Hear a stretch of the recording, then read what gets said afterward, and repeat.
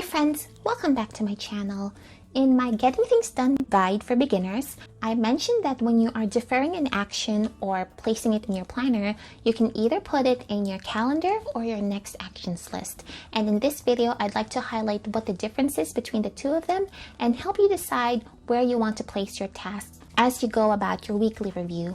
And the tips that I'll be sharing in this video is based on my own experience and understanding of getting things done after using it for well over a year.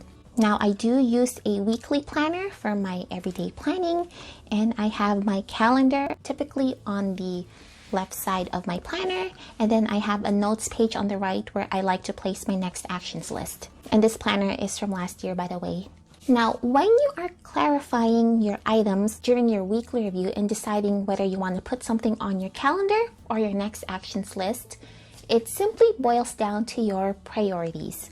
Depending on where you are in life, you might be juggling multiple things. You might have school, you might have a full-time job, you might have a family, and so your list of things to do may be very long and overwhelming. The Getting Things Done method is designed to help you be more productive and accomplish all of those things in such a way that it doesn't stress you out. And here I am bringing back the flowchart. So here's the basic tenets of GTD. So when you're trying to clarify all of these things that you need to do, again, when you're deferring an action, you can either place it on your calendar or your next actions list. And the calendar is designed for items that have a set deadline on it. So an easy example would be if you have a paper due or a work assignment that you need to complete by a certain date, client calls, your kids' doctor's appointments, it would make sense that you would put those on your calendar where you have all of these hard dates so that you know that those are the top priorities of the day. You absolutely can't miss your kids' appointments,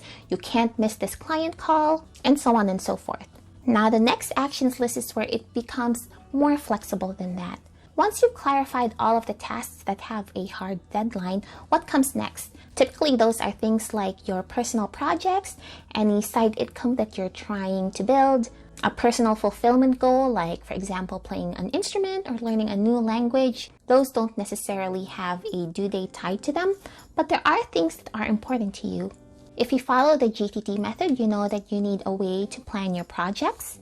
And a project simply means a task that takes 2 or more actions to complete. And that can mean returning an item, or it can be a larger project like, for example, just using something that I personally relate to.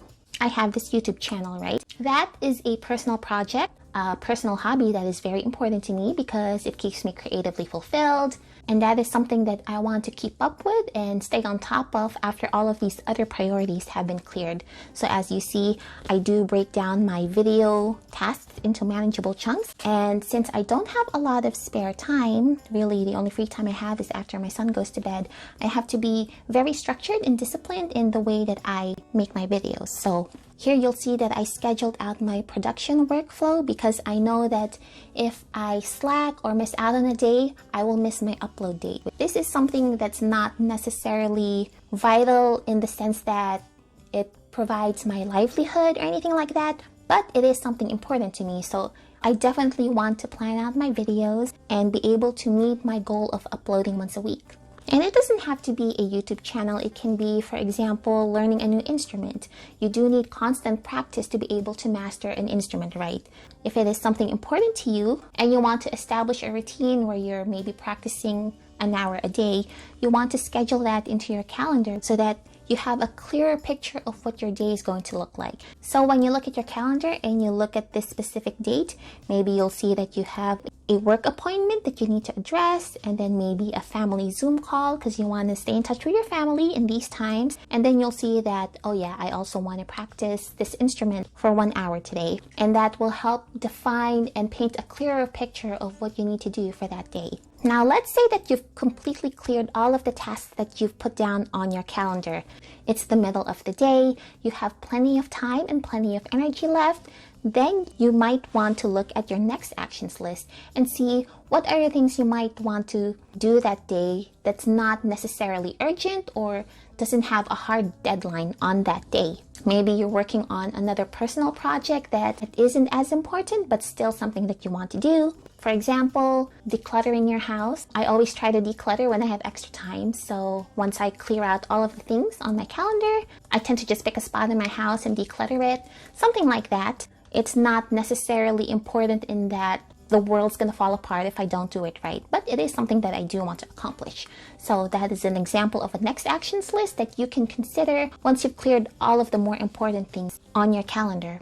And as the week goes on, that's basically how you want to structure your day. You want to look at your calendar first, recognize the priorities of that day, and then once those are cleared, you can look at your next actions list and decide what's the most important item on this list and get those done. And if you clear everything on your weekly spread that week, then great. Once the next week comes around and you do your weekly review, you have a fresh list of things to do. But if you don't, maybe you have some leftover items on your next actions list, you can always forward those things onto the next week and feel confident that you addressed the most important things that you needed to do that week because you cleared all of your work assignments, you've done a service to your family, you made great progress on your personal development, and all these leftover things can always be done when you're able to. Although I will say, if you find that there's a task that maybe you keep forwarding over the next 2 or 3 weeks, you might want to consider putting it back into your someday maybe list because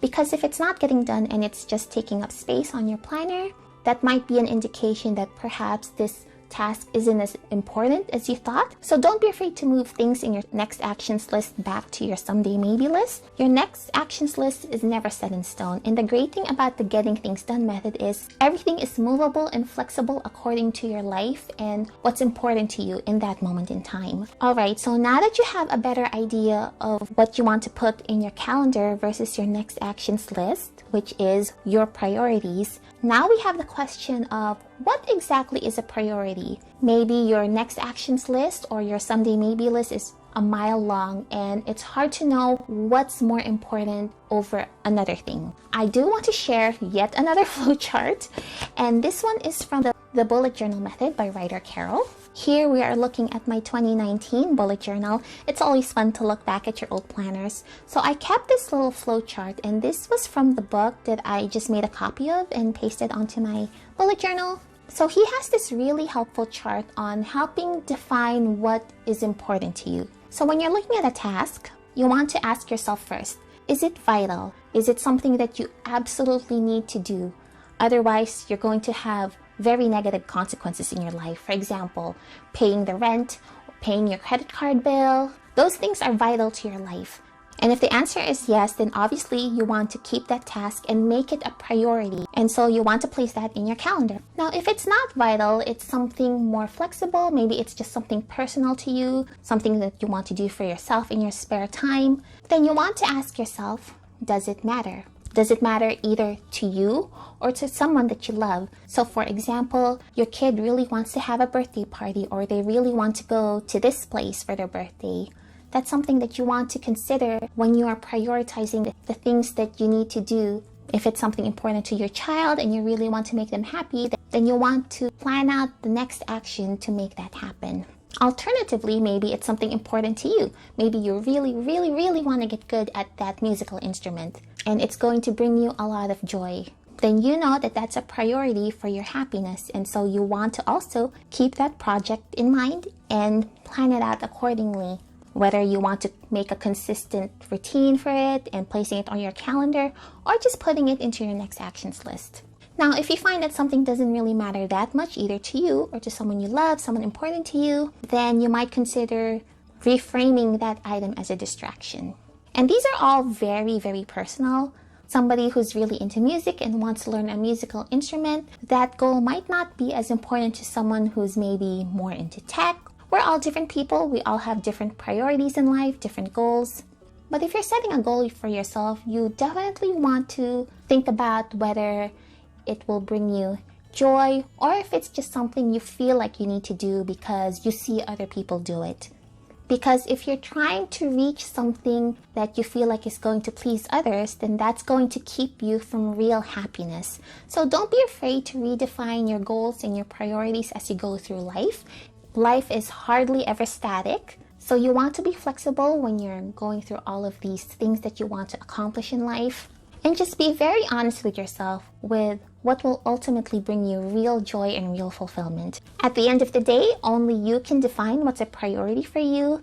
And don't worry too much about what other people think. It's your life, it's your planner, so do what makes you happy. I hope this video helped you in clarifying what you need to prioritize, and if you have any other questions about getting things done, please leave me a comment below. Thank you so much for watching this video. Please do consider subscribing. This is Spellbound Notes, and I'll see you next time. Bye!